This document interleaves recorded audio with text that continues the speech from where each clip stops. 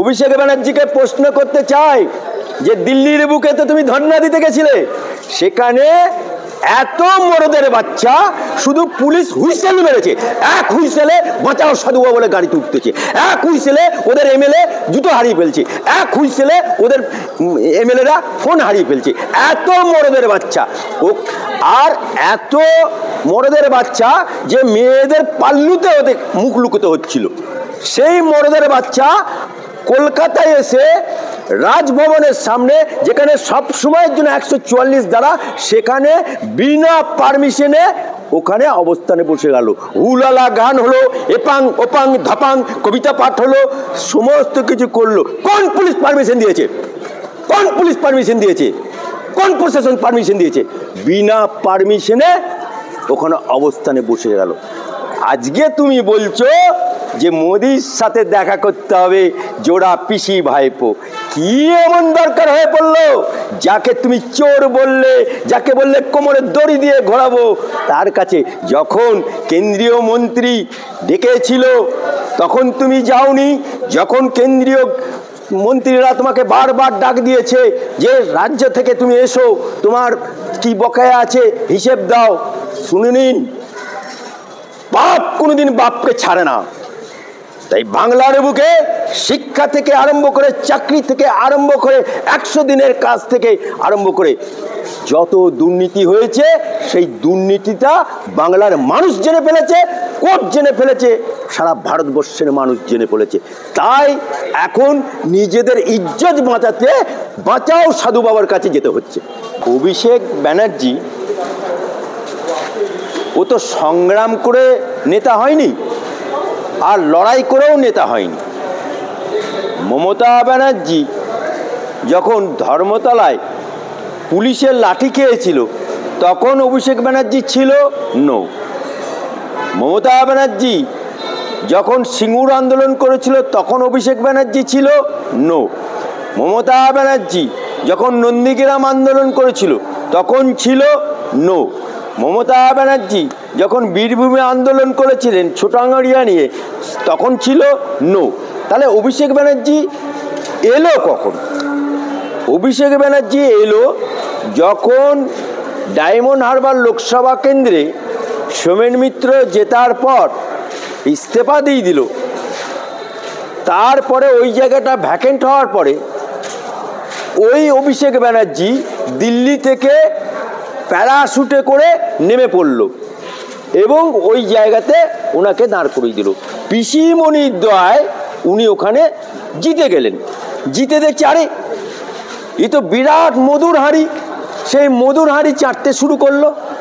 এই মধুর হাঁড়ি চাটতে চাটতে চাটতে আজকে বাংলার বুকে এই বুথ স্তর থেকে আপ টু রাজ্য স্তর পর্যন্ত সবাইকে মধু চাটার সুযোগ করে দিল। আজকে এই অভিষেক ব্যানার্জি মর্দাঙ্গের মতো বড় বড় কথা বলে, অত যদি মরদের বাচ্চা হবে, অত যদি সতীর বাচ্চা হবে, তুমি তো বলেছিলে আমার বিরুদ্ধে যদি এতটুকু অভিযোগ থাকে তাহলে আমি ফাঁসির মঞ্চে ঝুলে পড়ব। তা বাংলার মানুষ ফাঁসির মঞ্চ দেখতে চাইছে না তোমাকে, কারণ তুমি স্বাধীনতা সংগ্রামী না, তুমি বিনয় বাদল দীনেশ না, তুমি ক্ষুদিরামও না। তাই ওনার বিরুদ্ধে যে অভিযোগ, সেই অভিযোগটাকে খণ্ডন করার জন্য আজকে মাননীয় বিচারপতি হাইকোর্টের অমিত সিনহা বেঞ্চ থেকে যাতে ট্রান্সফার হয় বা ওটা স্টে হয়ে যায়, তার জন্য উনি সুপ্রিম কোর্টে যাচ্ছেন। সুপ্রিম কোর্টে থাপ্পড় খেয়েছে। সুপ্রিম কোর্টে থাপ্পড় খেয়ে আজকে কখনো কপিল সিব্বলের কোলে দুলছে, কখনো হাইকোর্ট করছে, কখনো সুপ্রিম কোর্ট করছে। এই যে ব্যবস্থা করছে আজকে, এর মধ্যে বোঝা যাচ্ছে ডাল মে কুছ কালা হ্যায়। আমরা সূত্র মারফত খবর পেলাম যে মমতা ব্যানার্জি প্রধানমন্ত্রী নরেন্দ্র মোদীর সঙ্গে সাক্ষাৎ করবেন। বিষয় হলো যে রাজ্যের বকেয়া টাকা আদায়ের জন্য, সঙ্গী অভিষেক বন্দ্যোপাধ্যায়। উঠ পাহাড় সে নিচে নাম रहा है, উঠ পাহাড় সে নিচে নাম रहा है। কেন? এই মোদিকে তো বলেছিলে কোমরে দড়ি দিয়ে ঘোরাবো। হ্যাঁ, এই মোদিকে তো তুমি 14 বার গালাগাল দাও। অভিষেক ব্যানার্জিকে প্রশ্ন করতে চাই, যে দিল্লির বুকে তো তুমি ধর্ণা দিতে গেছিলে, সেখানে এত মরদের বাচ্চা শুধু পুলিশ হুইসেল মেরেছে, এক হুইসেলে বাঁচাও সাধু বাবা বলে গাড়িতে উঠতেছে, এক হুইসেলে ওদের এমএলএ জুতো হারিয়ে ফেলছে, এক হুইসেলে ওদের এমএলএরা ফোন হারিয়ে ফেলছে।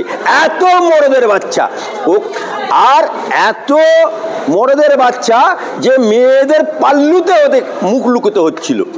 সেই মরদের বাচ্চা কলকাতায় এসে রাজভবনের সামনে, যেখানে সব সময়ের জন্য 144 দ্বারা, সেখানে বিনা পারমিশনে ওখানে অবস্থানে বসে গেল। হুলালা গান হলো, এপাং ওপাং ধাপাং কবিতা পাঠ হলো, সমস্ত কিছু করলো। কোন পুলিশ পারমিশন দিয়েছে? কোন পুলিশ পারমিশন দিয়েছে? কোন প্রশাসন পারমিশন দিয়েছে? বিনা পারমিশনে ওখানে অবস্থানে বসে গেল। আজকে তুমি বলছো যে মোদির সাথে দেখা করতে হবে জোড়া পিসি ভাইপো। কি এমন দরকার হয়ে পড়লো? যাকে তুমি চোর বললে, যাকে বললে কোমরে দড়ি দিয়ে ঘোরাবো, তার কাছে যখন কেন্দ্রীয় মন্ত্রী ডেকেছিল তখন তুমি যাওনি। যখন কেন্দ্রীয় মন্ত্রীরা তোমাকে বারবার ডাক দিয়েছে যে রাজ্য থেকে তুমি এসো, তোমার কি বকেয়া আছে হিসেব দাও, শুনে নিন। বাপ কোনোদিন বাপকে ছাড়ে না। তাই বাংলার বুকে শিক্ষা থেকে আরম্ভ করে, চাকরি থেকে আরম্ভ করে, 100 দিনের কাজ থেকে আরম্ভ করে যত দুর্নীতি হয়েছে, সেই দুর্নীতিটা বাংলার মানুষ জেনে ফেলেছে, কোর্ট জেনে ফেলেছে, সারা ভারতবর্ষের মানুষ জেনে ফেলেছে। তাই এখন নিজেদের ইজ্জত বাঁচাতে বাঁচাও সাধু বাবার কাছে যেতে হচ্ছে। কুণাল ঘোষ বললেন যে 2036 সাল পর্যন্ত মুখ্যমন্ত্রী থাকবেন মমতা বন্দ্যোপাধ্যায়, পরবর্তীকালে মুখ্যমন্ত্রী হবেন অভিষেক বন্দ্যোপাধ্যায়। কি বলছেন? আরে কার কথা বলছেন? হ্যাঁ, একটা জেল কাটা আসামি যে কিনা পিছন ভনে দাঁড়িয়ে থাপ্পড় মেরতে পেরেছে, সব জানে মমতা জানে, সব জানে মমতা জানে, হ্যাঁ, সব টাকা তৃণমূলের কাছে আছে। এই লোকটির কথা যে কিছুদিন আগে বাংলার বুকে সর্বপ্রথম মমতাকে চোর বলেছিল, বাংলার বুকে তৃণমূলকে চোর বলেছিল, যে লোকটা জেল খাটা আসামি, যে লোকটা বাংলার বুকে, ওই লোকটি যতদিন তৃণমূলে থাকবে আর ততই তৃণমূলের ভোট কমতে থাকবে, কারণ ওই লোকটি একটি অপয়া মাল। আমরা দেখলাম যে কিছুদিন আগে তৃণমূলের মিটিংয়ে স্বরাষ্ট্রমন্ত্রী অমিত শাহর মুখোশ পরে ঘুরতে এবং নরেন্দ্র মোদীর মুখোশ পরেও ঘুরতে দেখলাম। আমরা ইদানিং দেখলাম যে বিজেপির মিটিংয়ে মমতা ব্যানার্জি এবং বালু অর্থাৎ জ্যোতিপ্রিয় মল্লিকের মুখোশ পরে ঘুরেছিল, তার জন্য পুলিশ তাদের বিরুদ্ধে মামলা করেছে। কি বলবেন? বাংলার বুকে আজকে আমাদের হাইকোর্টে এত যে মামলা হচ্ছে, যদি বাংলার প্রশাসন, বাংলার বিডিও, বাংলার পুলিশ, বাংলার এসডিও সঠিকভাবে তাদের কর্তব্যটা পালন করত, তাহলে আমাদের হাইকোর্টে এত লোককে মামলা করতে আসতে হতো না। শুধুমাত্র বাংলার বুকে এই যে পুলিশগুলো রয়েছে, তারা উপরে দেখুন অশোক স্তম্ভ লেখা আছে, সেখানে লেখা আছে সত্যমেব জয়তে, ওইটা ঘুরিয়ে দিয়ে ওরা এখন তৃণমূল মেব জয়তে করে দিয়েছে। শুধু তৃণমূলের এই পুলিশ বাহিনী বা প্রশাসনগুলো আছে বলে আজকে তৃণমূল পার্টিটা বেঁচে আছে। তৃণমূল শুধু পুলিশ পেছন থেকে সরে যাবে, তৃণমূলের হাল কি হবে দেখতে পাবেন। শুধু পুলিশটা ওদের পেছন থেকে খালি সরে যাক, কত মরদের বাচ্চা আছে ওদের সব দেখা হয়ে যাবে। পুলিশকে নিয়ে এরা মর্দাঙ্গি দেখায়, আর এই পুলিশকে দিয়ে আজকে অভিষেক ব্যানার্জির বিরুদ্ধে 144 ধারা ভেঙে সেখানে মিটিং করলে তার বিরুদ্ধে কেস হয় না, কিন্তু বিরোধী পক্ষের লোক কোনো মিটিং করতে হলে হাইকোর্টে পারমিশন নিতে হয়। কেন্দ্রীয় স্বরাষ্ট্রমন্ত্রী অমিত শাহ মিটিং করতে হলে সেখানে পারমিশন নিতে হয় হাইকোর্টের। সুতরাং বাংলার বুকে প্রশাসনটা হয়ে গেছে দলদাসে পরিণত হয়ে গেছে।